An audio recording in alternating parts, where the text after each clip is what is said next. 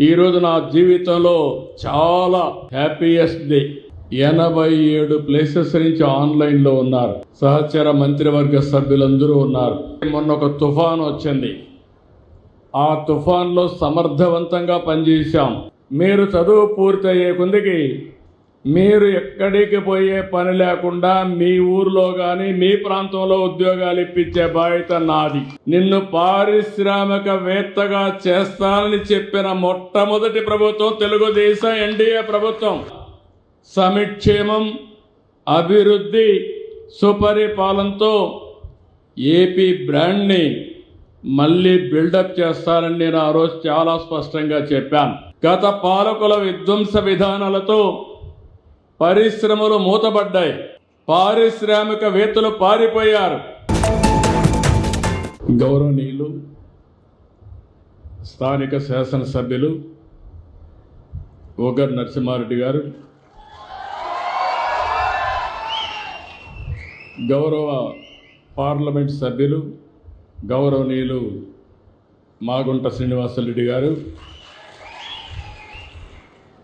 ఏపీఐఏసీ chairman Ramaraju గారు, secretary యువరాజు గారు, కలెక్టర్ గారు, ఈరోజు ఇక్కడే కాకుండా 87 ప్లేసెస్ నుంచి ఆన్లైన్లో ఉన్నారు.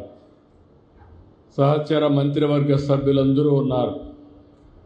అదే సమయంలో ఎమ్మెల్యేలు, ఎంపీలు కూడా అందరూ కూడా వివిధ ప్రదేశాల్లో ఇండస్ట్రీస్ని ప్రారంభించడం, ఫౌండేషన్లు వేసే కార్యక్రమంలో భాగస్వాములయ్యారు.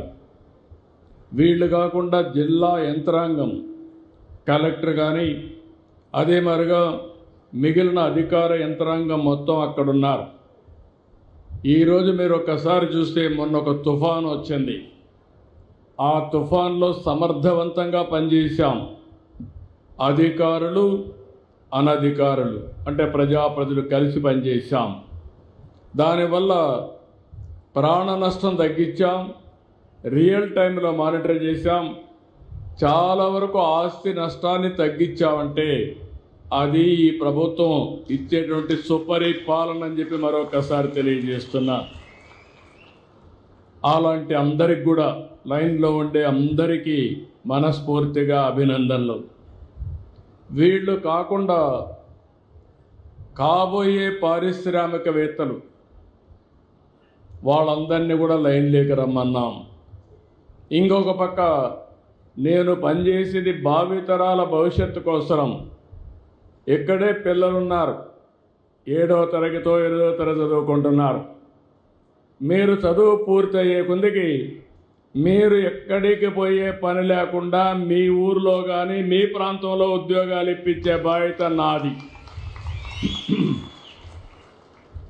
అదే మరిగా ముందందరం కష్టపడేవాళ్ళం.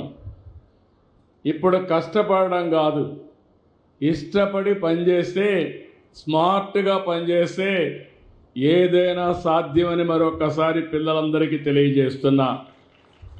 ఈరోజు అందుకనే టీనేజ్ పిల్లలు ఉన్నారు, 7వ తరగతి నుంచి.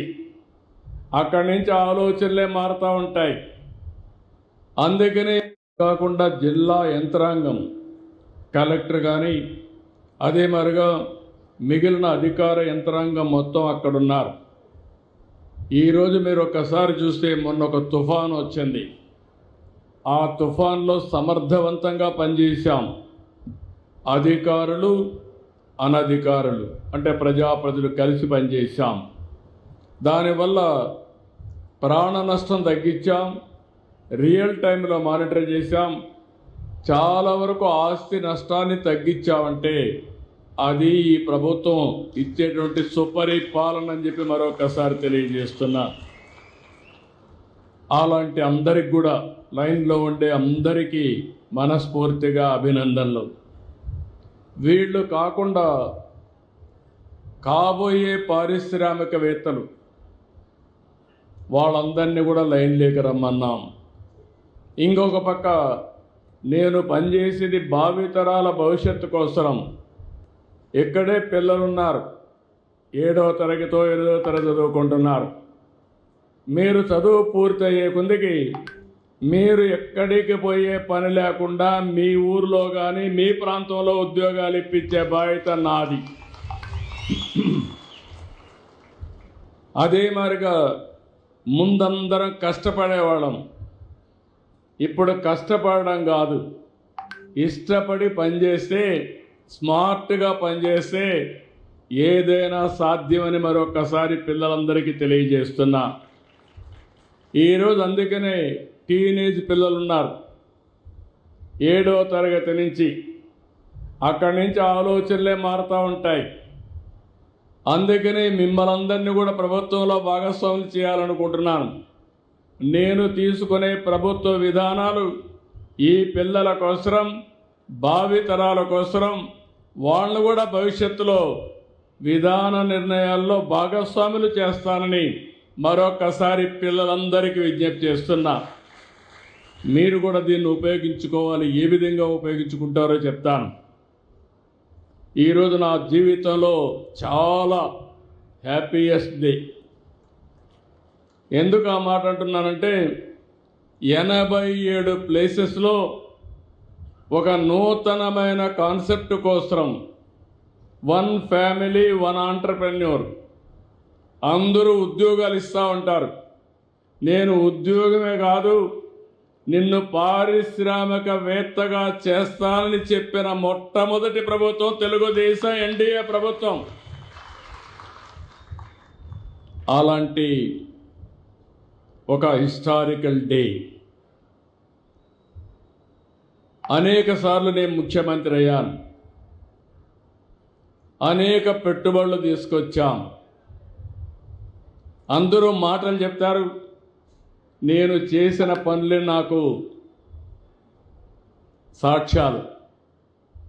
ఈరోజు హైదరాబాద్ ఉంది, ఎప్పుడో 50 ఏళ్ళు 100 ఏళ్ళు కాదు, 25 ఏళ్ళకు మనకు అభివృద్ధి ప్రారంభిస్తే ఈరోజు హైదరాబాద్ దేశానికి ఒక ఆదర్శంగా, మోస్ట్ లివబుల్, ప్రతి ఒక్కరూ ఉండడానికి అనుకూలమైన సిటీగా, దేశంలో హైయెస్ట్ తలసరి ఆదాయం వస్తుందంటే అది నేను వేసిన ఫౌండేషన్ అని చెప్పి మీ అందరికీ విజ్ఞప్తి చేస్తున్నా. అయితే భిన్నమైన పరిస్థితుల్లో 17 నెలల నుంచి ఈ కూటమి ప్రభుత్వం పనిచేస్తున్నాం. ఎందుకన్నానంటే భిన్నమైన పరిస్థితులని, చాలా సమస్యల సుడిగుండంలో నుంచి మేము పనిచేసే పరిస్థితికి వచ్చాం. పెట్టుబడుల కోసం, మన యువత భవిష్యత్తు కోసం కన్న కలలు ఒక్కొక్కటి నిజం అవుతున్నాయి. ఎన్నికల సమయంలో ఒక మాట చెప్పాను. ఆ రోజు నేను చెప్పింది, నాకు అనుభవం ఉంది, చేశాం, మళ్ళీ హామీ ఇస్తున్నా, సమిక్షేమం, అభివృద్ధి, సుపరిపాలనతో ఏపీ బ్రాండ్ని మళ్ళీ బిల్డప్ చేస్తానని నేను ఆ రోజు చాలా స్పష్టంగా చెప్పాను. అది ఇప్పటికి కూడా మీకు జ్ఞాపకం ఉంటుంది. ఇంకొక పక్క పెట్టుబడులు తెచ్చి 20 లక్షల మందికి ఉద్యోగాలు ఇస్తామన్నాం. 20 లక్షల మందికి ఉద్యోగాలంటే చాలామంది అవహేళన చేశారు. ఆ దిశగా ఈరోజు మనం ముందుకు పోయే పరిస్థితికి వచ్చింది. ఈ రోజు నుంచి మీరు చూస్తే ఇప్పటికే చాలా వేసాం, ఫౌండేషన్లు వేసాం, ప్రారంభాలు చేసే పరిస్థితికి వచ్చాం. ఈ వారం అంతా కూడా రాష్ట్రం మొత్తం పెట్టుబడుల వెల్లువ, పండగ వాతావరణంలో ఇనాగరేషన్లో ఫౌండేషన్లు వేసుకుంటున్నాం. ఒక్కొక్కసారి గతాన్ని గురించి ఆలోచించకపోతే భవిష్యత్తుకు ప్రణాళికలు వేసుకోలేం. గత పాలకుల విధ్వంస విధానాలతో పరిశ్రమలు మూతపడ్డాయి, పారిశ్రామికవేత్తలు పారిపోయారు. షేర్ చేయండి, లైక్ చేయండి, సబ్స్క్రైబ్ చేయండి. మరిన్ని వీడియోల కోసం బెల్ సింబల్ పై క్లిక్ చేయండి.